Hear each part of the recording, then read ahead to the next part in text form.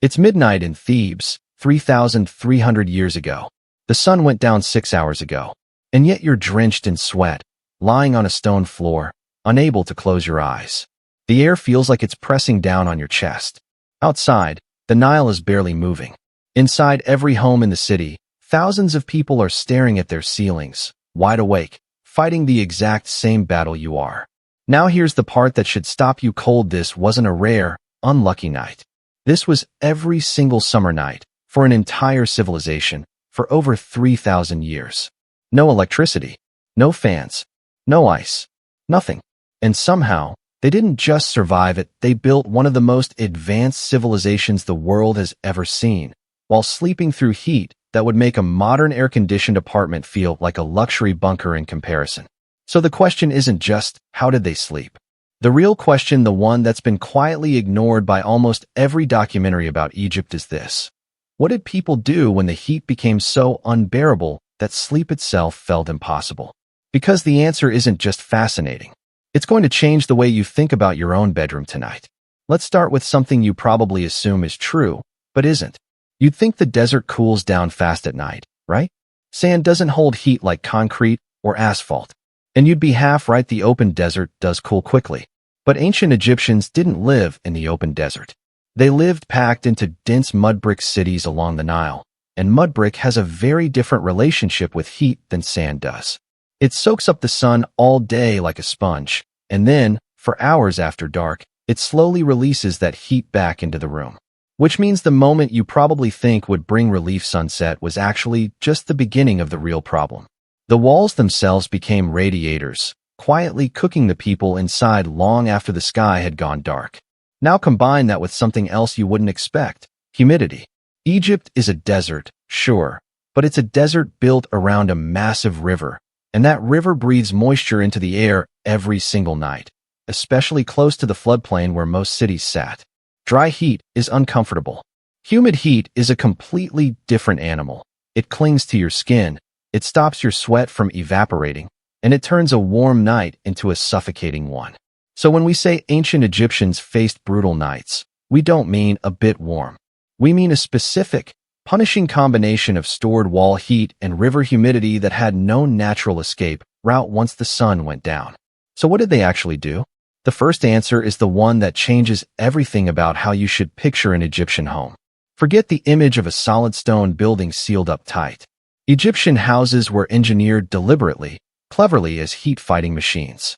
And the most brilliant piece of that machine sat right on the roof. It's called a malkaf, and it's essentially the ancestor of modern air conditioning, built 4,000 years before electricity existed.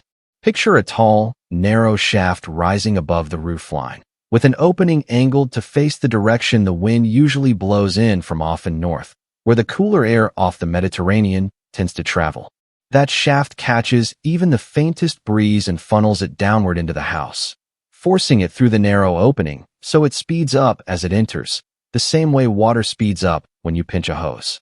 By the time that air reaches the sleeping area below, it's not just moving, it's noticeably cooler than the still air trapped in the room. Some wealthier homes even lined the shaft with wet cloth or placed water jars at the base, so the incoming air picked up moisture and cooled even further through evaporation before it ever touched the person lying beneath it. It's the same basic principle your body uses when sweat evaporates off your skin, except the Egyptians figured out how to build an entire structure around that principle and aim it directly at where people slept. But here's the twist that most people never hear about. The malkaf wasn't available to everyone. It required real construction, real planning, real resources. So what about the vast majority of the population, the farmers, the laborers, the ordinary families packed into smaller mud brick homes without a fancy wind catcher on the roof? Their solution was simpler, but honestly, it might be even more interesting. Flat roofs weren't just an architectural feature in ancient Egypt, they were essentially a second bedroom that only existed after dark. As the temperature inside the house climbed to unbearable levels, families would carry their sleeping mats up narrow stairways and lay them out under the open sky. And this wasn't occasional. Evidence from sites across Egypt, along with descriptions preserved in later Greco-Roman accounts of Egyptian life, points to rooftop sleeping being a normal, expected part of the summer routine, not a last resort. but simply how you handled the hottest months. Up there, away from the heat radiating out of sun-baked mud brick walls, exposed to whatever breeze existed, families could finally cool down enough to rest. Now stop and actually picture that for a second.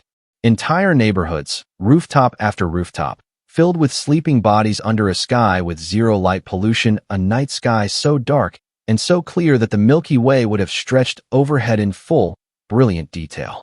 Egyptian astronomy, their obsession with tracking stars, their elaborate ceiling art depicting the heavens, none of that developed in a vacuum. It developed among people who spent countless nights of their lives lying on their backs, staring upward, because the heat downstairs had pushed them outside. Their relationship with the night sky wasn't abstract or purely spiritual. It was forced upon them by their environment, night after night, for their entire lives. But sleeping outside brought its own set of problems, and this next one is the kind of detail that never makes it into the highlight reel version of ancient Egypt. Bugs.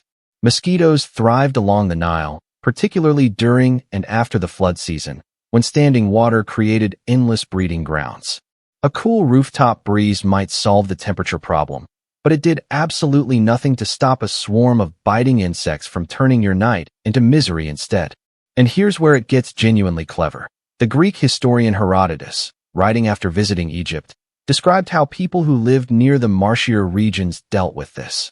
Fishermen, he wrote, would sleep with their fishing nets draped over themselves as makeshift shields against the bites, an early, improvised version of the mosquito netting still used around the world today.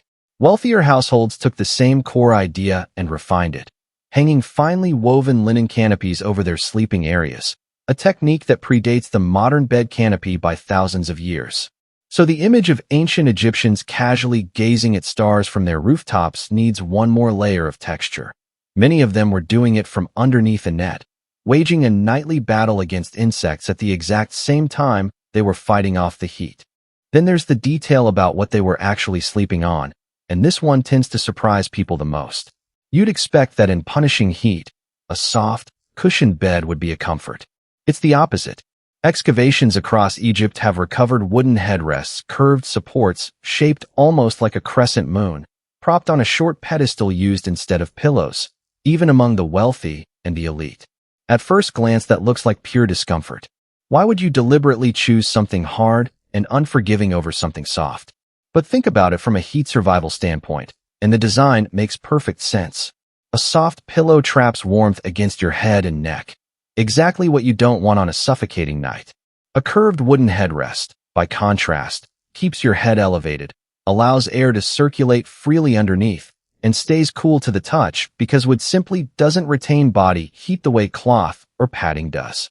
Combine that with sleeping mats made from woven reeds instead of thick fabric, and you get a bed specifically engineered to keep as much air moving around your body as possible while you slept. It wasn't primitive.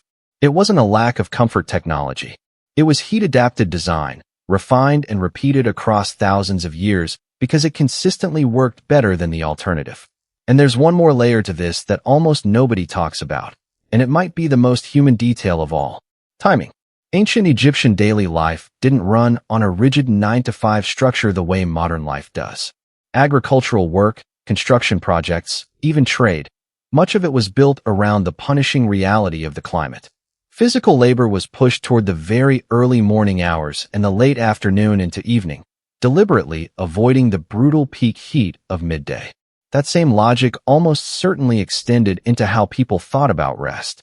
There's growing evidence, drawn from patterns of daily life reconstructed by archaeologists, that biphasic sleep, resting in two separate stretches rather than one unbroken block through the night, was far more common in the ancient world than most people realize.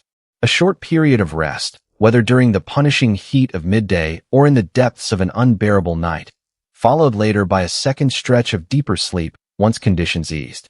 In a climate like Egypt's, this wasn't a lifestyle choice. It was survival logic. When your body simply cannot achieve deep, uninterrupted sleep because of the heat, splitting your rest into two more manageable stretches isn't a compromise. It's the only strategy that actually works. So when you put this entire picture together, something remarkable comes into focus. The malcalf catching and cooling the wind. Entire neighborhoods retreating to their rooftops the moment daylight faded. Improvised netting borrowed from fishing gear to fight off insects. Curved wooden headrests engineered specifically to keep air moving around a sweating body. Sleep patterns reshaped entirely around the rhythm of the heat itself. None of this was random. None of it was accidental. This was a civilization that had, out of sheer necessity, developed an entire system architectural, behavioral, and even biological purely to survive nights that would leave most of us today reaching desperately for a thermostat that simply didn't exist yet. And that's really the detail worth sitting with. We tend to imagine ancient Egyptians primarily through their most spectacular achievements, towering monuments, elaborate tombs, staggering feats of engineering built to last for millennia. But some of their most quietly brilliant innovations weren't built for the dead at all. They were built for something far more ordinary and far more universal. The desperate, nightly struggle every single person on Earth still faces today, simply trying to fall asleep when it's far, far too hot. So tonight, when you're lying in bed with your air conditioning humming quietly in the background, take a moment to actually think about that. Somewhere along the Nile, 3,000 years ago, someone was lying wide awake on a rooftop under a sky exploding with stars, sweating through the same restless frustration you might feel on the hottest summer night of your entire life, except they had no fan, no ice, and no escape except the wind, the stars, and a curved piece of wood beneath their neck. And somehow, against everything working against them, they made it work.